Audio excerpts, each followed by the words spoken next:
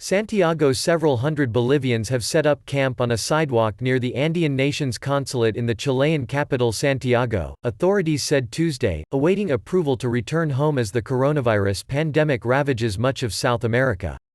The Bolivians, touting large, multi-colored suitcases, had pitched tents and spent the night there despite a nationwide, nighttime curfew in place since March.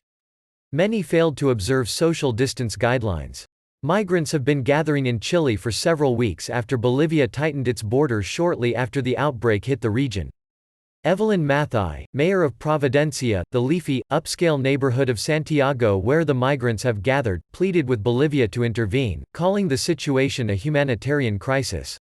"We urgently and desperately ask President Janine Áñez of Bolivia to please, allow them to return to their country, because that is what they want," Mathai said.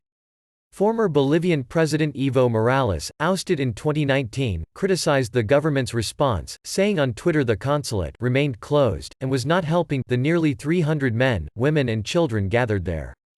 Chilean health officials said they worried the growing group of Bolivians could present a health risk. Though Providencia is not under quarantine, other parts of Santiago, a city of 6 million, are under lockdown, with rules in place prevent gatherings of more than 50 people. Cool, late fall weather has settled on the southern hemisphere city, leaving the Bolivians exposed to frigid nighttime temperatures.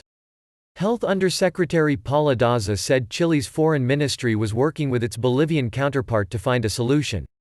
"They are being given basic supplies to support themselves, but we hope to have a quick response from the Bolivian government so that they can return and be with their families in Bolivia," Daza said. Some Bolivian migrants have recently returned home after completing quarantine in Chile following a deal between the two countries.